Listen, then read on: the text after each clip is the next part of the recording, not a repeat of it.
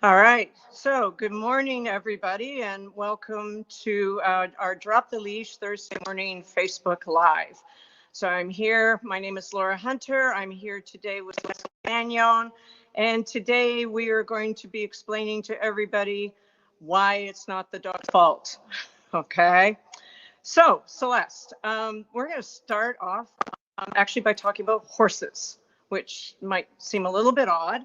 But there was a thing at the Tokyo Olympics last week. And even though it was about horses, it does totally feed into what we're talking about today with dogs. So I don't know, Celeste, do you read or hear anything about any of that? It's not really the stuff that pops up in my feed. I don't follow the Okay, Olympics that much, but I know neither do I. we talked about it because it Yeah, upset you a lot. And yeah, I think it's yeah, important to yeah. to bring it up. Yeah. Yeah, so I'm gonna explain it. So it was the pentathlon event, and I think there's 5 events, and one of those events is eventing with horses. So they ride horses, and I don't think that you get the same caliber of rider in the pentathlon that you would in the equestrian events. So it's a little bit different. But anyway, that caught everybody's attention because I didn't realize this, is that you don't ride a horse that you've regularly ridden. You ride a horse that they hand you 30 minutes before you go into the event. So you got 30 minutes to get to know your horse. So that's a little bit on the riders and the horses. And I think it was the German team, the woman from Germany, I'm not totally sure. She got on a horse who had already gone that day and did not have a good experience. It didn't get ridden well and crashed into a few jumps. And I think by the time this woman got on, the horse was totally fried. Not a little bit fried, totally fried. You could tell just by looking at the videos of its body language. And this woman got on, and the horse was clearly trying to tell her that it wasn't really up to the job that day, physically or psychologically. However, I guess, you're here at the Olympics, you got to do something. Can't get off the horse, even though I probably would have. But anyways, she needed it to go forward, and it was going backwards. And so she started using the crop and kicking. And I think she had a death grip on the reins at the same time. And her coach, who got tossed out of the Olympics, was punching it from behind. So actually, I thought the horse was fantastic because the horse could have gone straight up and all its issues right there, but the horse just kept dancing on the spot. So I thought the horse was remarkably trained. And I didn't actually see if she ended up riding or not. I saw enough in that. So what was interesting were people's responses to that. I did read a number of articles, and I did post one on our Facebook page, which was a fantastic article from a dog trainer in England. And she went through it from the horse perspective and said, yes, this should not have happened. The horse was clearly communicating and didn't deserve that. However, I also know that and a lot of my who are also horse people totally supported that. However, I know that there were a lot of people that just looked at that horse and thought it was just being a bad horse, and it was the horse's fault. And that was pretty scary, to think that people think like that. And just quickly, to be honest, we had an incident like this here years ago when we were running the horse program. We had like 26 horses back then, so we knew horses. I brought a new one in, and I was just getting ready to put her in the program. She was a lovely horse, and I got on her. I got on the mounting block, threw my leg over, and the next thing I knew, I was lying in the dirt in the arena. And I looked up, and she was down the hill eating grass at the bottom of the driveway. So, okay, the horse has been great up till now. Maybe it was a one-off. So, being stupid, I got on her 2 days later, and Brett was here. My husband, she said, I got better. It was better. I got about 6 steps out of her before she flung me into the wall. And that was it for me. I did get smarter right at that moment. But the interesting thing was that behavior came out of the blue. I told a lot of people, in our world about that. And I had people lined up. I could line up all the way up my driveway to the road who were going to get on that horse and either show her who was boss or fix that attitude or smarten her up.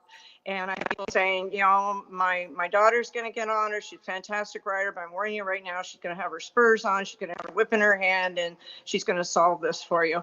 And I'm thinking, these people are all insane.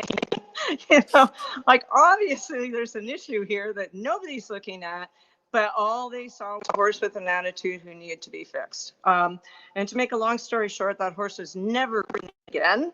My mentor at the time, a lovely man from Quebec who knows more than anybody on the planet about horses, came in and looked at her, and he said, "That's a horse in that skin."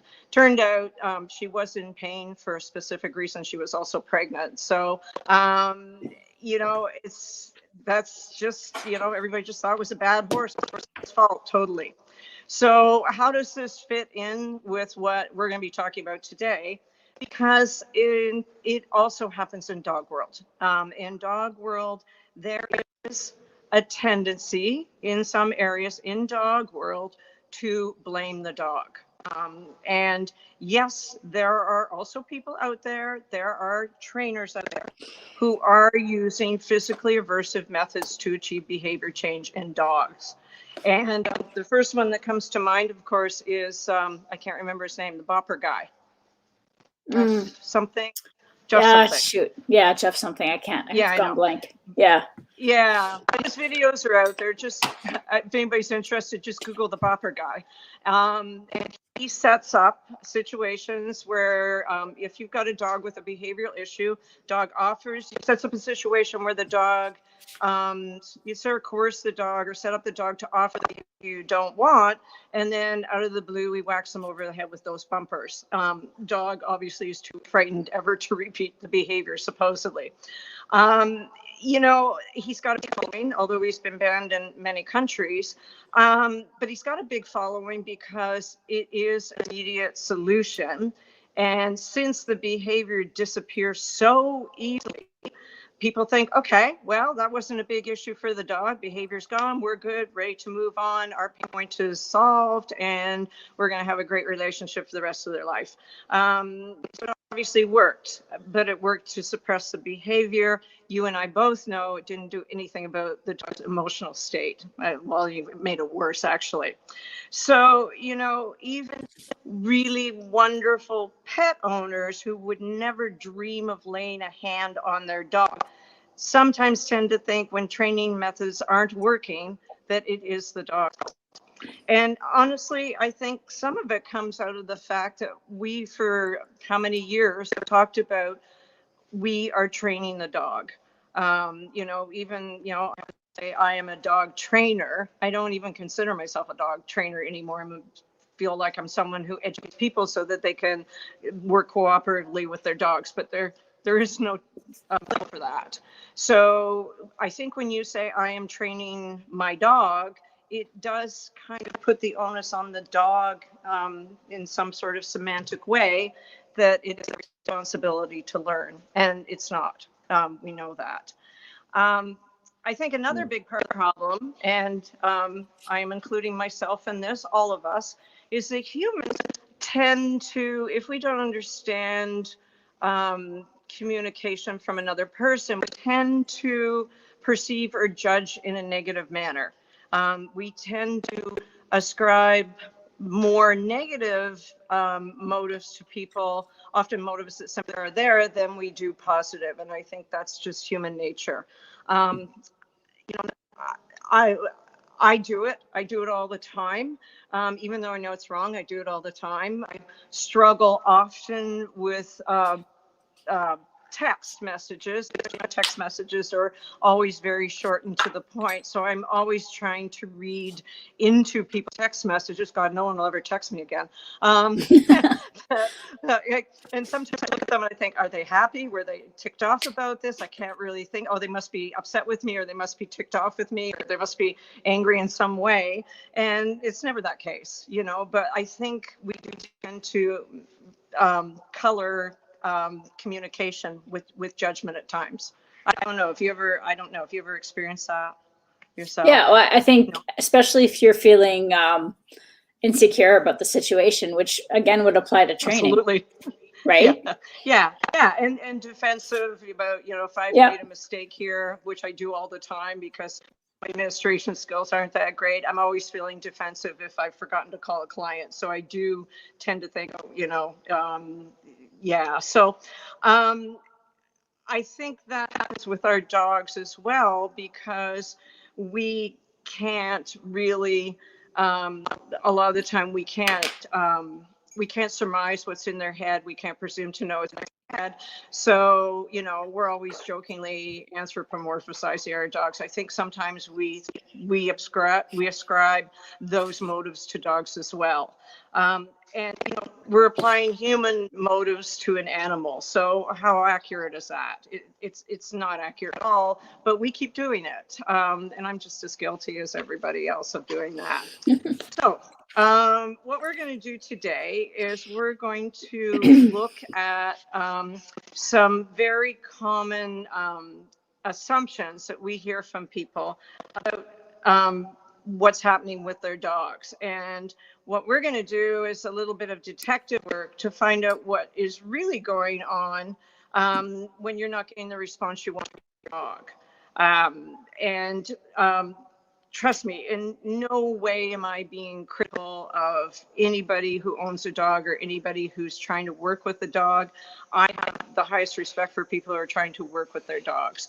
But I also know, because I'm not just a dog trainer, I'm also human owner of 3 Aussies, that it is super easy to get frustrated with your dog when things aren't working out and just think, oh my God, dog, can't you do it for me? Or, why aren't you giving me this? And I sort of get a grip on myself and go, oh, well, who owns this issue, the dog or me? And I know it's me, but, it's really hard. It is really hard sometimes to think that it is not them. So, and most of the time it's just out of frustration, I think, so. Yeah. Well, yeah. Yeah. No, that's true. You're much more patient than I am. That probably Well, never. but no, it does for sure. Because when you're trying so hard to achieve something and you get frustrated, you're like, why can't you just meet me halfway? Yeah, I know. But it's a whole other creature. It's not, you can't compromise and do that kind of thing. No. And so I know, and that they don't have the motives that we think they do. They're pretty simple, straightforward, and they're being just a dog and doing what works for them. So yeah. Anyways, so let's look at you and I talked about some of these statements that we hear. We hear them quite often. So the first one, and you had a really good point about this one. The first one we hear a lot of is a mind of his own. And I'm assuming that anyone making a statement is probably looking for a dog that will go along a little more easily with whatever they as the human want. It's interesting because it's not really what I want in a dog. I like the fact, well, most of the time, I like the fact that my dogs have minds of their own. This week, I would prefer them all to be mindless because we're dealing with a post-op dog in the house, and everybody, I said last night on the field, how's it going? I said, all 5 of us hate each other right now because we've all been trapped in the house with Annie. But I think that's the best part of owning a dog is to learn how to see things differently and learning how to communicate so that you can sort of both reach a mutual goal together. Yes. And I suspect you agree with me because we both have herding dogs. Yeah. You have to really have that thought in your head if you're gonna have a herding dog. Yeah. And I think it's a good thing for people to have a dog, quote, with a mind of its own, because we're going to learn that we are not the center of the universe, and everything that comes out of our mouth isn't a message from on high. So I think it's good, and it humbles us slightly to have dogs with minds of their own. Yes. There is a perfectly logical reason why our dogs do have minds of their own. Um, and I'm not going to go into this in great depth because we in previous lives last month, is there is a huge genetic component to our dog's behavior. So most of the behaviors we see in instinctive behaviors that we see in our modern dogs repertoire were shaped through evolution. They needed those behaviors to survive and reproduce and perpetuate the species.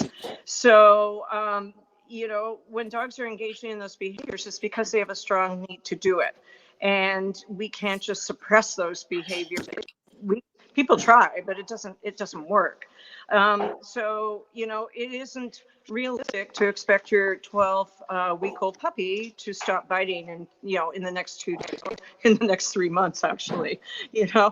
Digging, chasing, humping, biting, fighting, those were all survival tools. So, there's one huge, what's the word I'm looking for? One huge, oh gosh, I'm having an Alzheimer's moment here. I'll just say source of behaviors that we're seeing. It's one huge influence on them.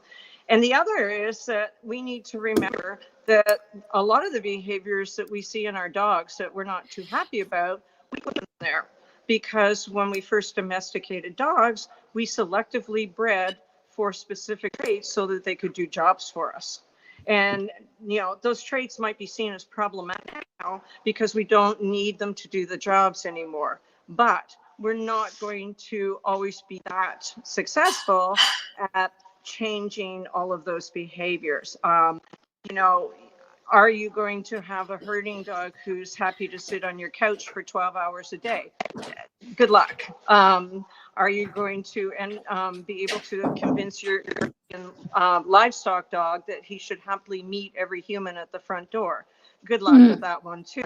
So, we bred these dogs to do jobs, and your border collie, we need to understand that your border collie would like to herd your children and the cars. And we can work with it, but we need to understand that behavior was put there for a specific reason. I am going to leave that. As I said, there's previous lives that talk more about that. So what I really want to talk about today is learning, and specifically about how dogs learn both from the environment and from us. And we are part of the environment, totally. So here we go. Here's another statement we hear all the time. My dog is just so stubborn. So, Celeste, have you ever met a stubborn dog? Could you ever say you have seen this in either of your dogs? Stubbornness? No, but I see what people would call stubborn.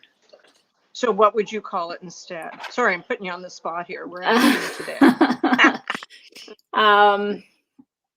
Well, the refusal to do something that I would like them to do. Maybe they've done it before at home and they won't do it somewhere else.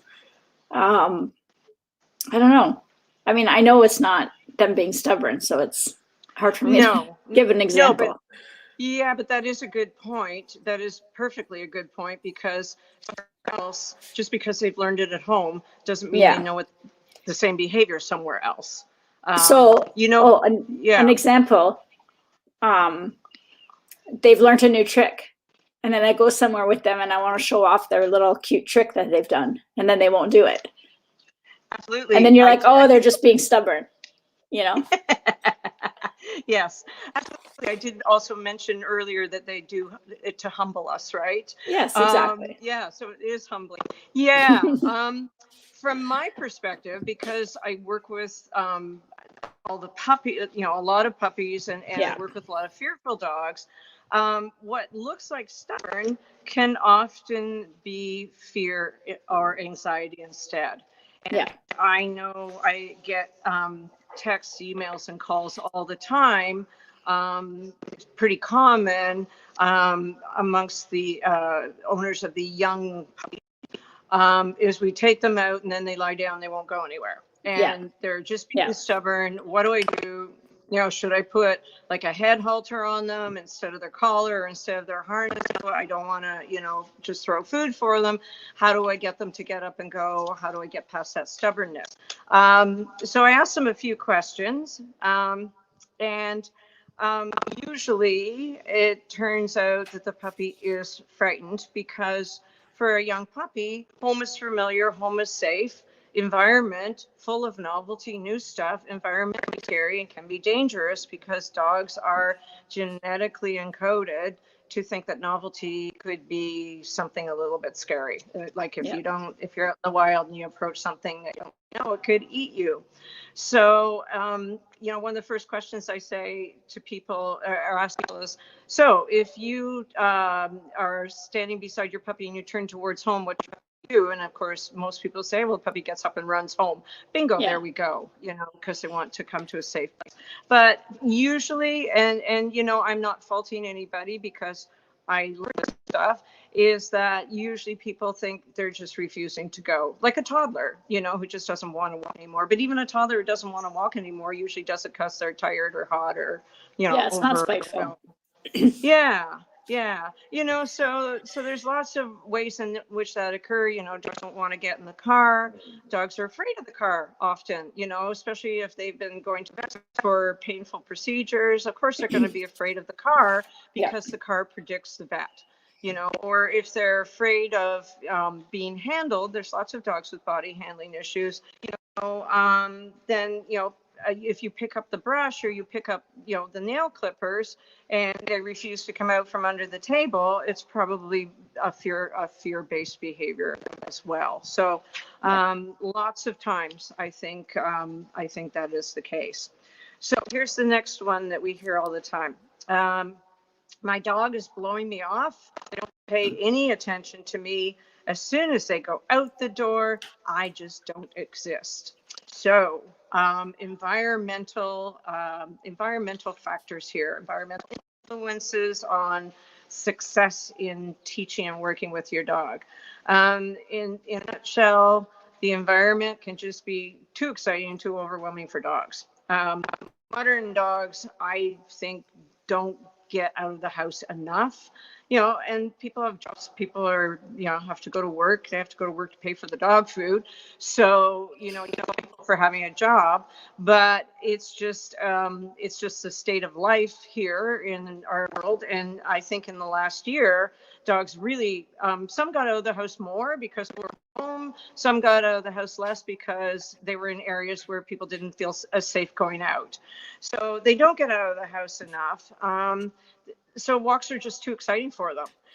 The dog's too excited, and they are so busy trying to process the world that you're like dirt, like they're not going to pay attention to you. They're in the house with you. You're just one more item that they're supposed to think about, and you're probably like at the bottom of the list on that, And we forget how incredibly responsive, more so than us, dogs are to all of these sensory input from the world. We walk through the world oblivious. We're on our phones. I'm usually thinking about, should I take this course next, or what am I going to teach tonight? So I find sometimes I'm walking through the woods and I don't even remember, I didn't even see half of it. Whereas dogs, that is their whole goal in life. That is everything, is just to process everything out there. Even just smell. We have 6 million smell receptors. They have 300 million. So you and I are both big proponents of just letting our dogs go out there and do nothing but sniff on a walk. Even my husband now, he takes Maddie out every day because I don't have time for all three. And he said to me this morning, he said, really? He said, I just virtually take her out in the back field and she just wanders around with him and sniffs and comes home quite happy. So, and interestingly enough, this is how strong that is. We make jokes about it. We say, scent for dogs out in the world is like Gmail, it's Facebook, it's Instagram, it's all that wrapped up. But I know that the one time I cannot get a recall from my dogs is when they're sniffing something. And my dogs always come back.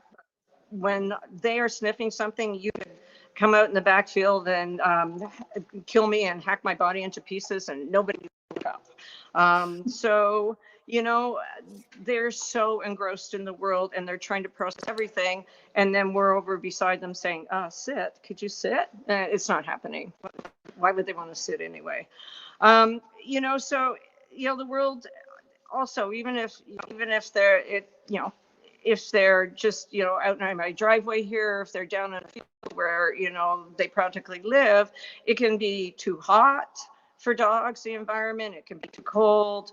It could be too noisy. Noise is huge. I have dogs can't run in the arena when it's raining because they just can't hold it together. Yeah. It could be too smelly even. There could be new dogs. Class in agility could be coming down the hill. We know from experience that our dogs are reckless in agility, but as soon as the next class shows up at the top of the hill, they're all got this united front going and barking at them. Yeah. It could be new dogs in class. You know, it could be, wow, the other dog's barking. What are they barking at? I got to go with them type thing.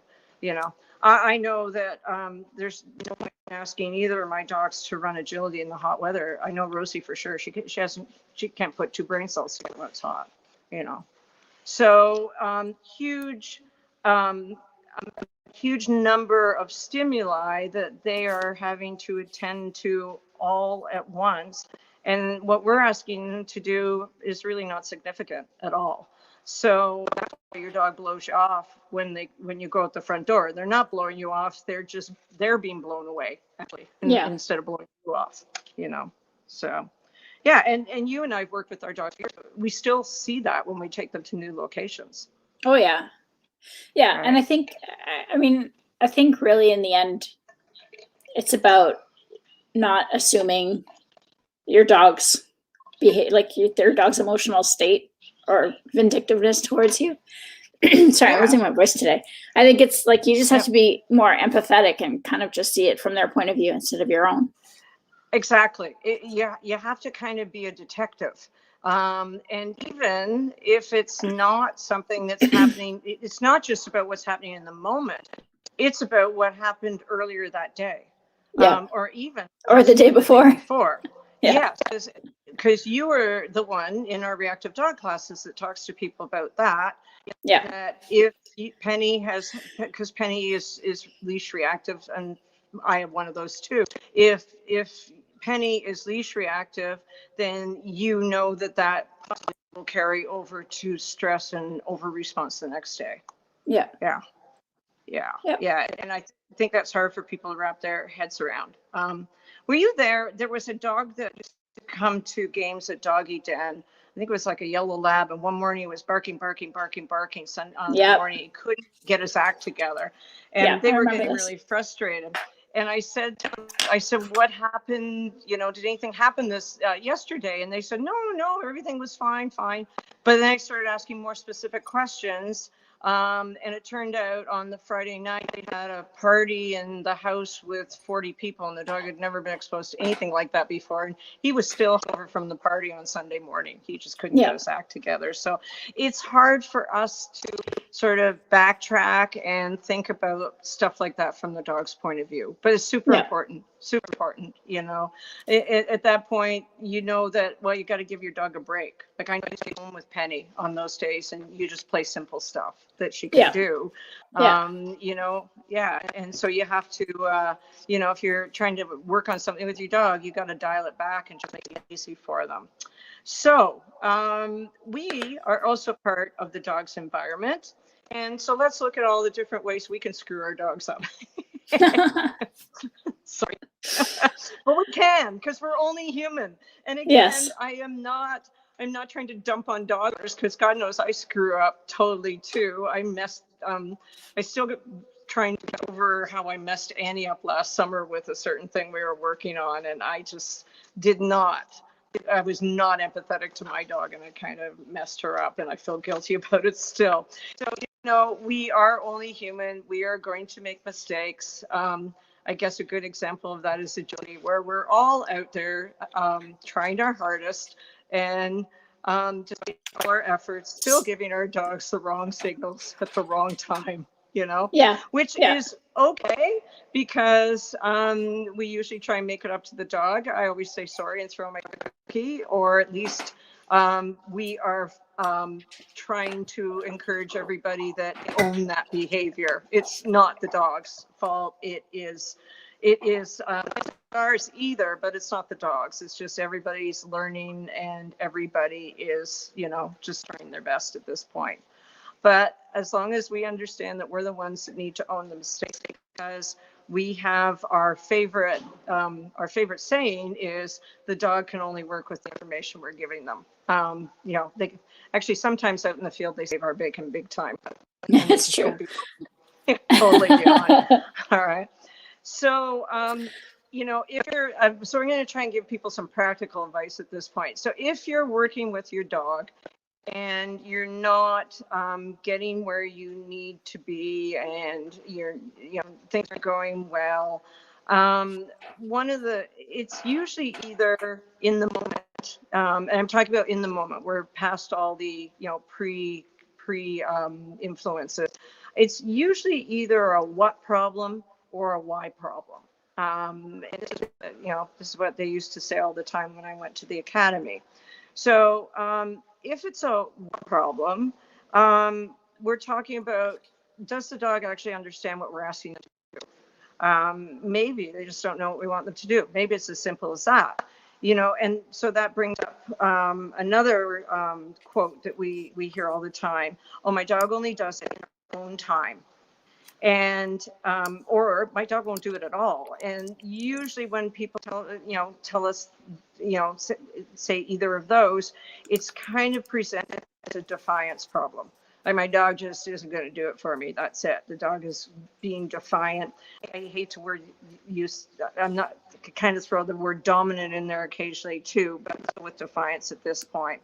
But often it's just us. We are not being clear about what we want.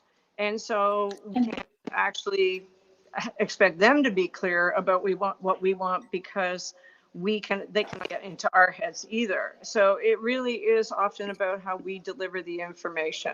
And we are hugely inconsistent in a couple of different ways. First, definitely in the way we use verbal cues. People often assume that the dog actually knows the cue before we even start teaching the dog. And I've seen people try to teach their dogs to offer responses or perform behaviors just by throwing a verbal cue at them. And even people who have already taught their dog the behavior in a different way, taught them to understand the behavior. I don't think many people in the world have been taught how to put the verbal cue on. And I think, it's easy for us because we are so human-centered to assume that the dog actually does understand verbal language, that they do have a verbal language center. And I'm not talking about teaching the dog that this noise means you sit. I'm talking about understanding the context of words. They don't have a verbal language center, although if you have buttons on your floor, you do that. Won't go down that road. But it's a little bit like, I don't know if you've ever seen the cartoon where the dog's sitting in front of the owner and the dog's hearing blah, blah, blah, spot, blah, blah, blah, blah, blah, blah, spot, and that cartoon is perfect because most dogs end up have some recognition of the sound of their name, but the rest of it is just it's like just going in one ear and out the other. It's a meaningless sound. Unless it predicts an action that they know how to perform. So if you're going to do this in the right way, you lure the dog, which is the easiest thing. You can shape, but luring's easy. So say you want to teach your dog to sit. So you have a cookie, you lift the cookie up, you lure the dog into position. You do a whole bunch of times until you figure out, oh, the dog knows what I want them to do when I give them this verbal signal. And then you introduce your cue. If you say sit, you wait for a second. Of course, the dog doesn't know what it means. Then you give the cue, the dog sits, and the dog gets reinforced. So the dogs are really smart. They start to think, oh, every time I hear that weird sound, if I sit down, Celeste is going to give me a bunch of cookies. And so the weird sound starts to mean put your butt on the floor when, you know, you hear that sound from Celeste. So that's how you do it, but not everybody goes about it in that way. And I think that leads to a lot of confusion. Yeah. And then, unfortunately, what we do is we change the words. And okay, so while I'm explaining, you're going to think of any if you've ever done this. So because I know I've done this, hopefully not yeah. lately, hopefully not for the past few years, but I know I can hear those words coming out of my mouth. So dog, you say sit to the dog, and maybe the dog doesn't understand the word yet. So you say sit. And the dog just looks at you and you go sit, sit, sit. So now all of a sudden we've got that weird sound 3 times in a row, but we have no idea. Dog doesn't have any idea what it means, and then we get frustrated. And this is the one that I used to use: sit down. And the dog's going, wait a minute. Maybe I learned down, but now you're telling me sitting down. But I'm hearing both the weird words I do, or wow, you just added another sound, so it can't be what you wanted me to do in the first place anyway. Or you need to sit. And seriously, these words come out of our mouths because we're getting frustrated. We're not thinking about it. And so we're applying the same. We're just like spewing verbal nonsense at them, and they have no hope.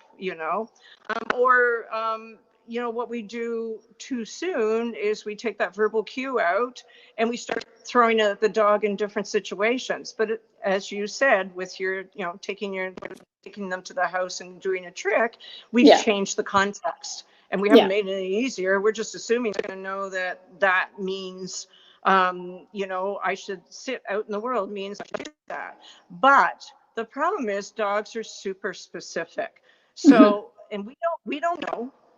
Again, this is not research based, this is conjecture, but then I sort of think that dogs are so specific that sit could mean I am supposed to put my rear end on the floor in the kitchen when Laura's sitting on the gray stool, and it could be when Laura's wearing a red shirt on the gray stool or something like that. Because dogs are always looking at environmental cues and trying to get information about what they should do from those cues.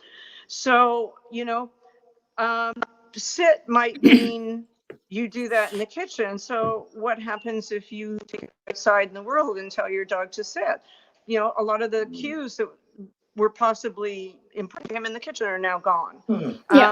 And even you and I both know from class, because most people that come to class have taught their dogs to sit in front of them, which is great. Yeah, which is I was going to say that. Yeah, but where won't they sit in class? Where do you need them to sit? Beside, right? Yeah. And people think, oh yeah, my dog will just sit beside me, and the dog's looking at you going, that's not where I sit. That's not what that word means. That's not what the sound means. The sound means I sit in front of you here, especially since I can watch you give me a cookie. So, even just moving the dog 2 feet, through 45 degrees is enough to blow it right out of the water. So, if we aren't completely clear and consistent about the cue, how can the dog be expected? Actually, there's a really good one, and that's the next quote. My favorite quote. People tell us all the time, my dog only does it for the food. And if I'm not holding food in front of them, they are not going to do it. So, interesting enough, that seems to be a character flaw in the dog. Sort of an assumption that the dog is so materialistic that they are not going to do anything for us unless there's a guaranteed payout. Although that kind of sounds like humans to me. But we won't go there.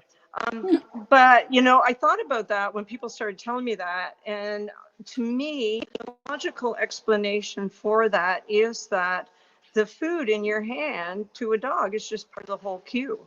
So it can be one more component of the cue. So the dog thinks, okay, then I walk up to Celeste and she is standing there with a cookie in her hand like this. getting the screen cookie in her hand like this, maybe that's my cue to sit. And if the part of the cue isn't there, why would I sit?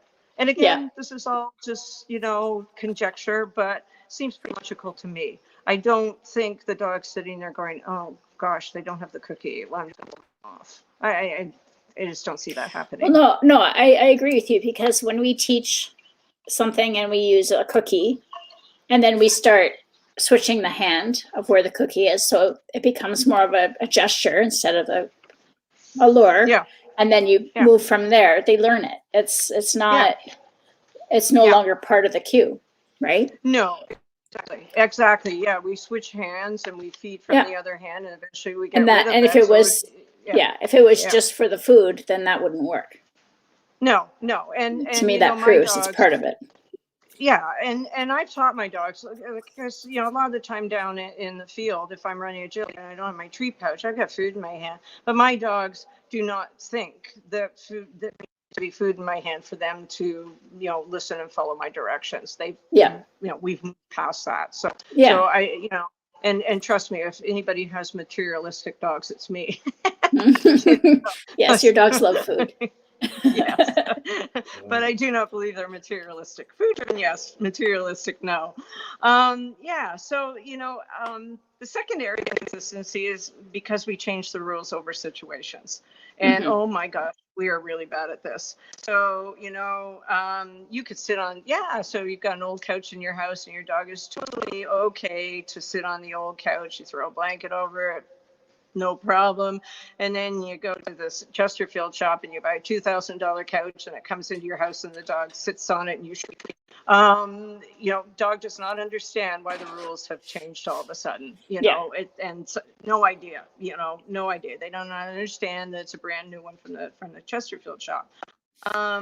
We try and talk to people in our live classes all the time here that if you let your dog pull you all the way up the driveway, and then you go through the gate to the training field, and you ask them to all of a sudden, they have to be doing the 1, 2, 3 game or magic hand beside you on a leash, that can be confusing for some dogs. Other dogs, however, I was thinking about this just before I came on the live, other dogs would totally get that. Other dogs would say, okay, on the training field, I must always walk on a loose leash. But when I'm going up and down that hill, game on. I'm totally okay to pull. And then people will say, well, my dogs are not generalizing this behavior. They're not giving me this behavior outside of the training field. What's going on? Why are you doing that? Because we just taught them not to. Yeah. So we have to be careful, because through inconsistency, we are inadvertently teaching them things that we don't want them to do. Yeah. And so we see that. Yeah. We see that with our puppies all the time, because puppies are adorable and we let them get away with stuff. And then as soon as they're bigger or should be more mature. Yeah. Yes. And what is the biggest issue that people what's the most serious thing that people let their puppies do that is going to bite them later? Hint, hint. Oh, there's a couple. Yeah, but there's one really serious one that you and I have to deal with when the puppies are older. The leash pulling. Yeah. To go see leash everything. Reactivity. Yeah, yes. To go see everything. Yes. Yeah. Because you and I used to say every week, okay, let's not let the puppies all pull each other into a big group, because sooner or later you're going to have to tell them they can't do that anymore. Yeah. And then you're going to have a frustrated dog. Yeah. And we do have frustrated puppies. So, all of a sudden, and dragging your owner to all those other dogs and wrestling with them is such a incredibly reinforcing behavior, and something that puppies want to do. It's totally natural. And then one day, oh, sorry, you're 65 pounds now, and I don't want you dragging me down the street to see the end of the corner. Yeah. And boy, then they're calling us for leash reactivity. So that is something that's a big one for me. I can't think of any others. Have you got any? Well, little puppies that jump. Yeah, I know. Yeah, and then they grow, and then they get bigger and they knock people over. Or How many people do we see carry around their little puppies that are going to be 110 pounds so when they're bigger? Exactly. But to go back to that, I can relate to leash jumping, because I spent more years than I want to think about teaching Rosie not to jump. There's other people in my life who, not mentioning any names, who think that it's really great when Rosie like climbs up them, and then you can just like give her a big hug, and she's so cute, and she licks your face, and oh my God. It's not me, by the way. Sorry? It's not me, by the way. Okay. No, it's not you at all. It's not you. As much as I love Rosie, I'll snuggle her any day. I know. But she's 8 years old, and I got really excited the other day because somebody came over and she didn't jump on them. I'm thinking, she's 8 years old. Like, give me a break. But you know what? You can't get past it if you're not consistent, because what we let them do is so reinforcing. And if they only do it once in a while, that's even more reinforcing. So, consistency, much as we're bad at it, we really have to try our best. Yes. So let's move on to the why problem. And the why problem is really about motivation. And so, again, here's another quote. My dog only does it when he feels like it. Usually, I find that's a result of us expecting too much too soon from our dogs. Yeah. We assume, first of all, that because they've learned it, we just talked about that, because we've learned it in one situation, that they can do it everywhere. Yeah. So we spend a few minutes, maybe you spend a day in the house teaching your puppy to sit. This is like you and the trick, right? You spend the day teaching your dog the trick. Oh, look, I've got this. And then we take our pup to our friend's house and we ask them to sit because we want to show them how smart our puppy is. And they just look at you like you're brain dead because they have no idea, because we only did 5 repetitions at home. And that isn't enough to teach a dog anything, really. Yeah. Especially when we're throwing in foreign language cues that they don't understand. Or maybe you spend a lot of time teaching your dog to sit in the house, and you practice it and practice it and practice it, but then you take it to the dog park. So let's go into the dog park and we'll practice sits. Well, there's no way your dog's going to sit, because he's excited about the 20 dogs that are running around. He hasn't got a clue he's supposed to pay attention to you. So 2 different examples, but in both cases, we have not built a history of success in small increments, and there's not enough value for behavior. So that is the key, is that you build small increments in over time, because building, if you work with small increments that are almost so small your dog doesn't realize they're moving to the next step. We tend to jump from level 1 to level 200, whereas we really want them to go from level 1 to level 2. But if you build that history of success and you're providing positive reinforcement and a reason to make the effort again, everybody, whether it's humans or whether it's dogs, success builds confidence and the desire to repeat the behavior. We all learn better by success. And on top of that, if the dog is successful all the time, they're going to get paid all the time for all the successes. And hey, getting paid is pretty reinforcing. So, there's the whole concept out in the world of errorless learning. And there's been a lot of controversy over errorless learning, because, well, you do have to build in, you have to let the dog make mistakes so they can learn to be resilient and come back from mistakes. Yeah, you don't need to worry about that, because we're going to screw up at some point, and there's the built-in mistake right there. We'll screw up, they'll make a mistake, and we'll both have to come back from it. So I really do like the concept of trying to teach the dogs so they make as few mistakes as possible. And that's the thing I screwed up with Annie last summer. It was a leave it exercise, it was a impulse control thing, and she wasn't getting it, and she was getting that cookie every time, and I was getting so frustrated. I finally timed her out. I said, go lie down. You're being I said you're being a dog, because she didn't know what that means anyway. But I was saying to myself, and then I kind of got rid of myself, and I started back at square one. and where she could be successful. And I did in tiny, tiny, tiny increments. And she mastered the exercise. She mastered she hit the goal in like less than 3 minutes, you know? So that was totally on me, totally on me, you know? I still, But I think she we've all still done holds that. it against me. Yeah, I know, but I think mine holds a grudge. It's That's Annie. funny. Just kidding. I'm obviously still living with that. But it's true. We always see the end goal, and we just want to get Oh there. yeah. And that's not how Oh yeah. people or dogs learn. Yeah, that was, you know what, that was a big learning experience for me because it was just so embarrassing that I did that. And I think it's helped it's helped me through this, like I'm much better for that because I'm very careful about it now.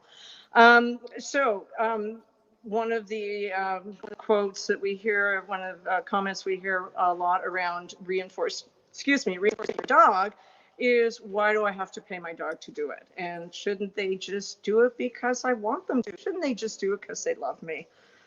Okay. So, you know, first of all, we have to remember that most of what we are asking our dogs to do has no intrinsic value for them. Although it does for us, you know, so going into the crate, coming into the house, leave the squirrel and come back to me so I can put you in the house. Quietly beside me the whole length of the walk, you know, go lie on your mat for 25 minutes while we sit around the table and eat all this delicious. Oh, I just lost your sound. Oh, and your picture. There we go. You're back. Yeah, but no sound. We can't hear you. Hang on. Oh, now we can.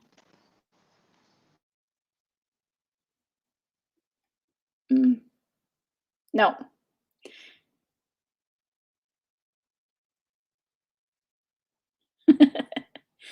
You had it for a second there.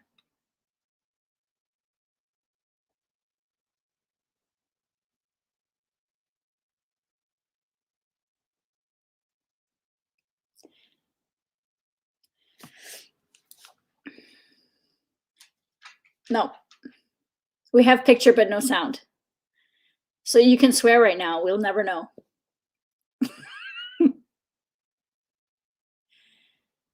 We can't hear you. You want me to read? All right. I'm going to read Laura's notes while she figures her stuff out. Yes. So most of what we ask them to do has little to no intrinsic value to them. Coming into your house, go to your crate, walk quietly beside you, stop chasing squirrels. Yeah, the world that we live in is exciting. It's oh, you're back. Oh, there you go. I can hear you. Yes. I have no idea what I did. Okay. I'm sorry, Celeste. That's okay. You put me on the spot. I had to find where we were.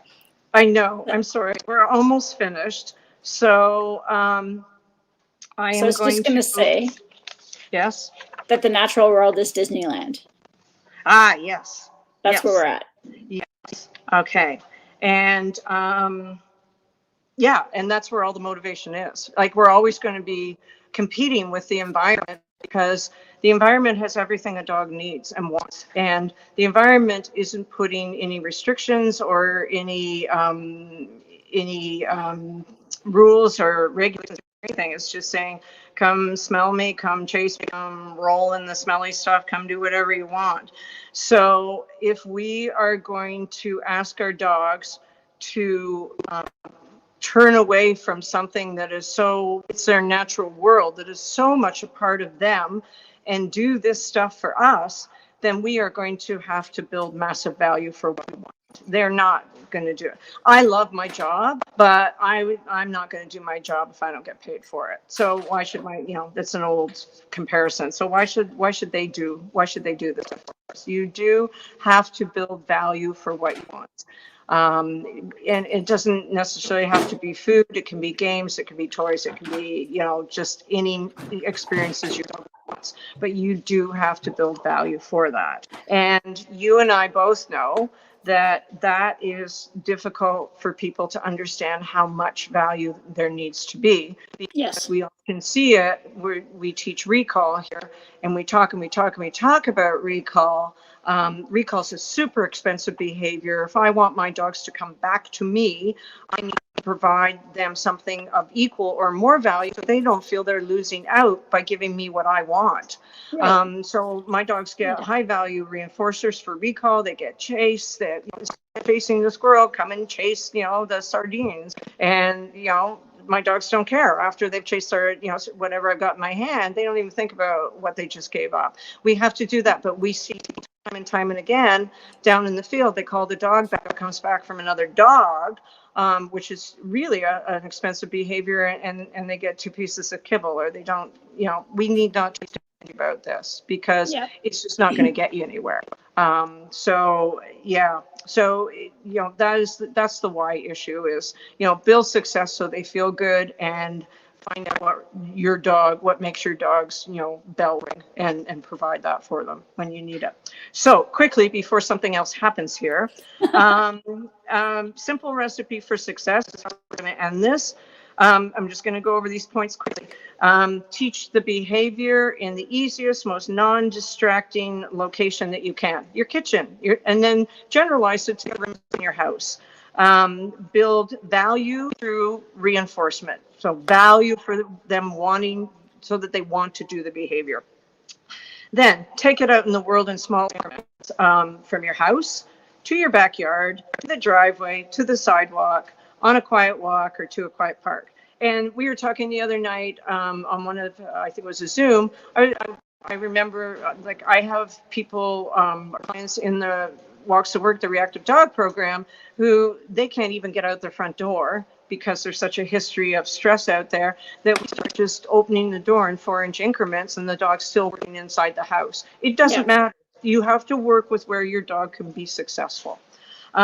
Recognize that it is more difficult for dogs in any new situations. So either make the behavior way easier, or what we tell people, start over. You won't have to start over every time. The dog will start to pick up the game.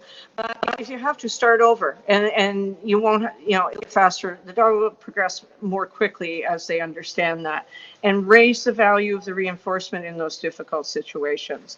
And do it consistently in small sessions. It's not something that you practice for half an hour in your backyard. Do what you and I do, which is we take our stuff out with us and we start to practice everywhere in the world. So it becomes a way for us and our dogs, which is a really cool thing to have, But do it in small sessions. We tell everybody, get you 2 minutes of training. That's more than enough for your dog. And keep practicing. One of the other ways we are all inconsistent is that people often drop out of teaching their dog. They drop out of classes, which is fine. Life gets in the way. Not everybody can always come to a class. But don't stop working with your dog, because then the skills get rusty and it's harder to come back from those. But again, if you just do it wherever you go in life for a minute or 2 at a time, it's not such a hard thing to get in the habit of doing. So build the habit too, and you'll be amazed at how much progress you see in your dog. So we're done. Any questions there? Any comments?